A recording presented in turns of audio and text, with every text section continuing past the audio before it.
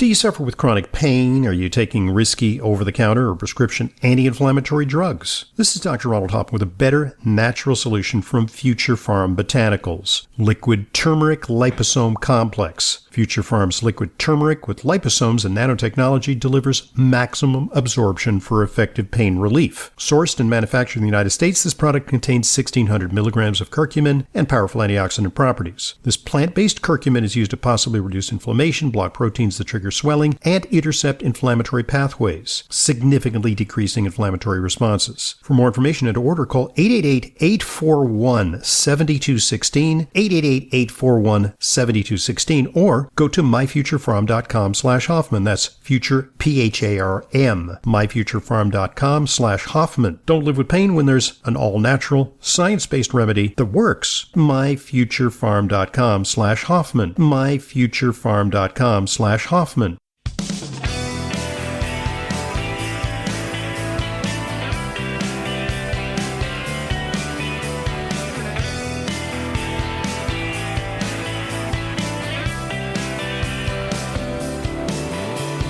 Welcome to Layla Weighs In. I'm your host, Layla Muden.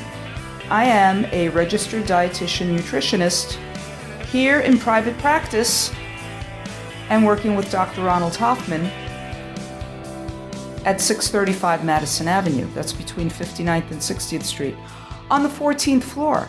If you'd like to make an appointment, I'm available in person, via telehealth, telephone.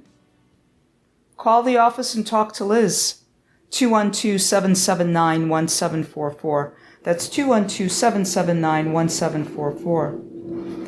I've got an email here from Tamora talking about gut health and mental issues. Dear Layla, I was in total agreement with your recent podcast, The Gut-Brain Connection. And Tamora goes into some things that happened with her gut and the subsequent issues that arose after a trip to Cancun in May 2018, which took her quite a bit of time, apparently, to get over. But I'm really, really glad you did. And it took a lot of cleanup of the gut. She was under the care of a naturopath that had her go on an elimination diet. There were herbal cleanses, there were digestive enzymes, there was glutamine, all kinds of things. A really, really comprehensive plan to help Tamora get over the issues that, she might have picked up on her trip to Cancun, because apparently she was fine before then, and it was after that trip that, stuff was starting to happen. Tamora, I'm glad you're feeling better. But here's Tammy's question. She says, in my garden this year, I'm growing Tulsi basil, Roman chamomile, and lemon balm. I don't have problems going to sleep, but I often wake up between 4 and 5 a.m., and I can't go back to sleep. I go to bed around 10 p.m. I would like my 8 hours of sleep. I'm harvesting and keeping them separately in large canning jars. I'm taking a small pinch of each to brew a tea. My question, is the effect cumulative or more immediate for calming? I would like to drink the tea long enough before evening that I don't have to get up in the middle of the night to go to the bathroom to pee. In all other ways, my sleep hygiene is good. I just can't sleep as long as I should. Any suggestions would be helpful. I'll be listening to your podcast for the answer. Well, here's the thing. Tammy, you're 61. You say that you're in the best physical condition of your life. You work out at a small gym in a small group. HIIT classes, that's high-intensity interval training classes, and often beating all the others in class competitions except for the 20-year-old gal. Hey, that's okay. That's fantastic. Tammy, I had a good diet. We eat elk, salmon. We grow lots of veggies on our 1-acre property. That is absolutely wonderful. And I want to say first thing, that if you're going to bed at 10 and you're waking up at 4, you've already gotten, or between 4 and 5, remember that the magic number or the window of hours of sleep for most healthy adults is between 6 and 8 hours. You're hitting 6 to 7 right there. If you're going to bed at 10 and waking up between 4 and 5, and then you say that you can't go back to sleep, it could be that you're done sleeping. It could simply be that. If you're concerned that you're waking up too early, go to bed at 10:30, maybe. European natural medicine states that our most restorative sleep does occur between 11 p.m. and about 2 a.m. So it's best for all of us to be sleeping by 11. Maybe if you have no trouble falling asleep and you pretty much fall asleep when you go to bed, maybe you're going to go to bed at 11 and then you're going to wake up around, 6, between 5 and 6. It could be that you're done sleeping. Pay attention not so much to the hours that you're supposed to get. We don't all have to be married to that 8-hour number. I'll tell you, I'm not an 8-hour sleeper. I more float between 5.5 and 7. And I'll tell you what, if I'm eating more carbohydrate than I usually do, I require the 7. But, if I'm watching all that, typically 6.5, that does it. And the point is, are you waking up rested, refreshed, ready to start the day? That's the most important thing. And another thing, for many people who complain that they don't get enough sleep during the night, and Tammy, I believe that you may be getting enough sleep, but see how you feel. Instead of have that number 8 number, that should be a goal. It's not. It doesn't have to be. It's between 6 and 8. So go with that. That's what I would say to you. Now, many people who really have trouble sleeping, it could be that they're taking a nap in the middle of the afternoon. And I'm not talking about that 20-minute power nap, that 20-minute cat nap, which is good for most people. But when that nap is lasting 45 minutes, an hour and a half, now you're going into a full sleep cycle. A full sleep cycle is approximately 90 minutes. And most of us adults have 4 to 5 sleep cycles a night. That's the 6 to 8 hours that I'm talking about. This rule does not apply to children and adolescents. They need more sleep. They need more hours of sleep. I'm talking about healthy adults. So 4 to 5 sleep cycles a night. Each sleep cycle is about 90 minutes. And really, that's what you pretty much pay attention to. If your nap is longer than 20 minutes in the afternoon, that could be why your sleep is fractured or broken during the night. You may have no trouble falling back to sleep at your bedtime, but you may be getting up too often during the night. Maybe you're waking up at 2 and you're waking up again at 3:30 and you're waking up again at, that's a fractured sleep. There could be other reasons why you're waking up too often during the night. Is your bedroom too warm? You want a cool bedroom. I know it's August. I know it's the end of August. However, it's still warm. And the ideal temperature for sleeping is between 60 and 68 degrees Fahrenheit. If you need to crank up the AC, lower the thermostat, do so. It can help keep you sleeping longer. You should not have any electronic devices in the bedroom. Nothing should be blinking at you. Your digital clock you should not be looking at. Turn it away from you. There should be no light coming through the windows, including moonlight. You want to make the room as black as pitch. Keep that nightlight on in the bathroom or on the pathway to the bathroom so that when you do get up, you've got a little motion detector light, that will come on to light your pathway. Certainly, I don't want anybody falling down and getting hurt. So if you do sleep okay with a very small nightlight in the bedroom, go for that. And if you feel safer doing that, I always want you to feel safe. Go with that. But I'm just telling you about the reasons for not sleeping well at night. Caffeine is a huge one. And for all of you dark chocolate fans, sorry. If you're having your bit of dessert after dinner with beautiful 85-90% dark chocolate, even that little square and not more, but I'm only having a little square, Layla, not more than that. That little hit of caffeine can still keep you awake, believe it or not. And for those of you who are very slow metabolizers of caffeine, it may be in your best interest to only drink decaf coffee, decaf tea. And for those of you who are caffeine drinkers, only have it at breakfast. Some of you look for that get up and go in the morning. That's okay.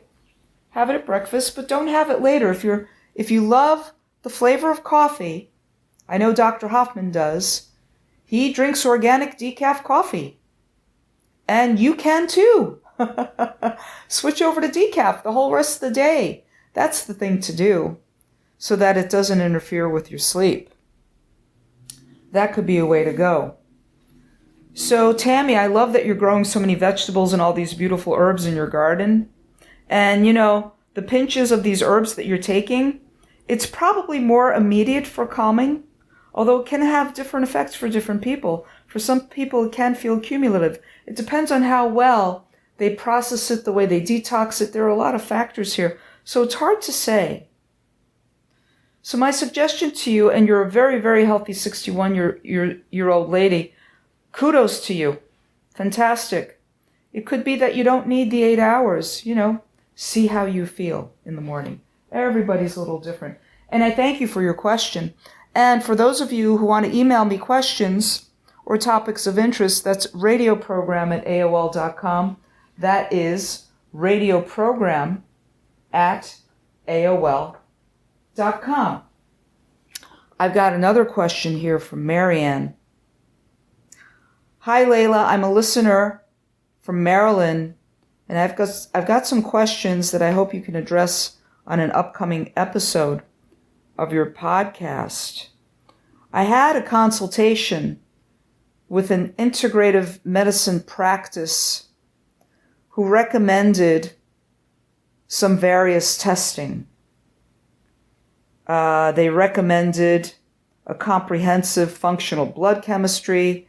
They recommended adrenal stress tests, an organic acid test, all of that. And Marianne says, my questions are, what should be included in a comprehensive functional blood chemistry test? He went over what he recommended testing for, but too quickly for me to remember. Marianne, I will tell you this. Not everybody gets the same testing. And your functional medicine doctor did a complete assessment with you, on you, and determined that you need the following testing. If you're not remembering what they told you, call them back. They will explain. Good integrative and functional medicine doctors do that. They give you the time. It's not a 7 to 10 minute visit that you might have with your mainstream primary care doctor or internist who is mainstream medicine and not integrative, not functional, right? Go back and ask them. She asks also, are adrenal stress and organic acid testing accurate and worth the money? My opinion, yes. I've gotten a lot of revelation from patients, organic acid testing, adrenal stress tests, because it determines how your adrenals are doing and how all those other functional medicine labs, what they are revealing about your biochemistry. So this is important. And Marianne, I would say to you, because there are other questions you're asking me that I don't want to talk about on podcast here, because I would say any testing that you're having done with your integrative medicine doctor, go follow up with them for their interpretation. That is really the best way to go, because they may have a unique take in their interpretation of these tests that they've ordered specifically for you. And they are specific to you, Marianne, because you came in as a patient presenting with certain complaints, certain concerns, certain symptoms, maybe certain medical conditions, or certain objectives for optimization of your health.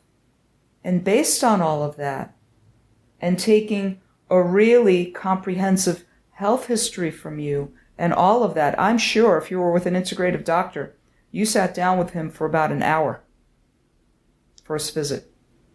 And I say at least an hour, really, because that's how comprehensive that visit is. Because in integrative medicine, we're not just treating your symptoms, what you come in presenting with. I have this ache, this pain, this problem, this symptom, what's going on?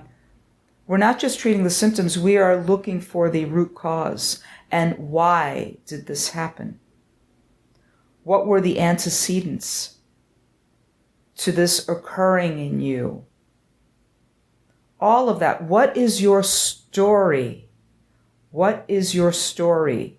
Who you are? What happened in your life leading up to this medical crisis, if it was a crisis, or some other kind of presentation that you're now seeking the help of an integrative doctor? I would encourage you to follow up with the doctor who did all of this testing to get the most out of your visit. I mean, Dr. Hoffman and I practice integrative medicine and nutrition. This is what we do. The visits are comprehensive. They are very, very detailed, and we spend a lot of time with you. Marianne, I would urge you to follow up with the doctor that you followed up with. That would be the way to go, in my opinion.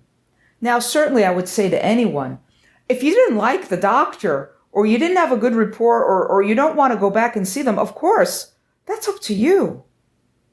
You make that determination on your own, of course.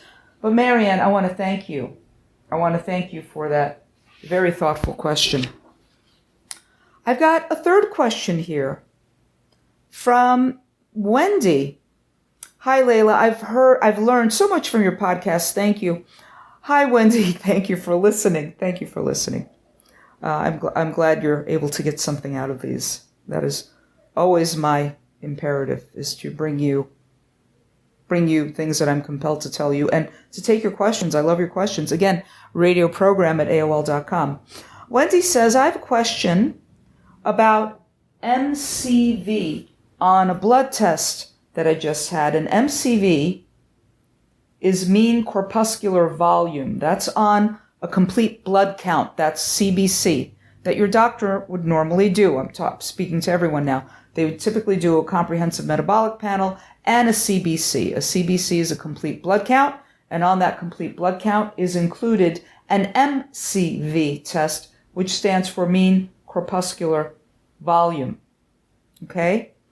So, Wendy says, I had an annual checkup and my MCV in my CBC was slightly elevated. The normal range is between 79 and 98, and mine was 99.5. My doctor said to test it again at 6 months or a year. I eat mostly vegetarian, but eat 6 ounces wild salmon daily and 12 ounces of organic yogurt daily. Fabulous, Wendy. You're a good pesce lacto vegetarian. Wendy says, I also take vitamin with B12, so I don't know if it's a deficiency or if I'm absorbing B12. How can I raise it naturally? Are there certain foods to eliminate? Are there certain foods I should eat? Why is it important? My doctor didn't seem concerned and couldn't explain nutritional standpoint. I like all my numbers to be in range, and I want to know. Wendy, I want to tell you right now that I absolutely agree with your doctor. The normal range is between 79 and 98, and yours was 99.5. I would bet you that if you got it checked again in a few months, that 99.5 number may change. It may go down or it may go up. You're a pretty good vegetarian because you're eating fish and you're having organic dairy, and that's fine. Now, what I would recommend the next time you see your doctor, which may explain why your MCV might be a little up, check your B12 numbers, check your folate, because MCV goes up with a particular anemia called megaloblastic anemia due to folate or B12 deficiency. There are other reasons that MCV may be higher, but we're talking about other medical conditions, and if you've got other normal blood tests, that is not present in you, and your doctor would know. Your doctor would know. So it could be because you're more vegetarian than not, and I'm glad you're taking that B12. But it's a good idea, next time you see your doctor, to have those repeat blood tests. Also request a B12 blood test. And another, a cross B12 blood test is called MMA, methylmalonic acid. Methylmalonic acid is high if your B12 is low. It's antagonistic. But if you want a true picture of your B12, get a blood test for B12 and an MMA, methylmalonic acid. And your doctor should then go over those tests with you. Okay? I want to thank you for your question. So, Wendy, Tammy, Marianne, thank you for your very, very thoughtful questions. And again, it's radioprogram@AOL.com. That's radioprogram@AOL.com. I want to thank you for joining me on another edition of Layla Weighs In here on Intelligent Medicine. Did you know that olive oil is at its peak of flavor and nutrition right after it's fresh pressed at harvest time? That's why my favorite olive oil is delivered to me direct from the latest harvest, thanks to the Fresh Pressed Olive Oil Club. I'm Dr. Ronald Hoffman, and as a listener of Intelligent Medicine, you can try a bottle of their finest artisanal olive oil, normally $39, for just $1, with no obligation to buy anything else. I've been enjoying these harvest fresh olive oils for years. They are far and away the brightest, most lively, and flavorful olive oils I've ever tasted. Their antioxidants and polyphenols are off the charts because they're fresh from the harvest. They make store-bought olive oils taste dull and flat by comparison. Taste for yourself. Check out this generous trial offer and get your $39 bottle for $1 with no obligation to buy anything else. Visit myfavoriteoliveoil.com. In my case, it truly is. myfavoriteoliveoil.com. myfavoriteoliveoil.com. This is Layla Muden, RD. I see patients regularly, along with Dr. Hoffman. If you require a nutrition consult with me but live out of town, there's no need to travel to New York City. I have telephone consultations with clients from all over the country. Please visit drhoffman.com for more information. And to set up an appointment, call 212-779-1744. That's 212-779-1744. I look forward to being a collaborator in your healthcare.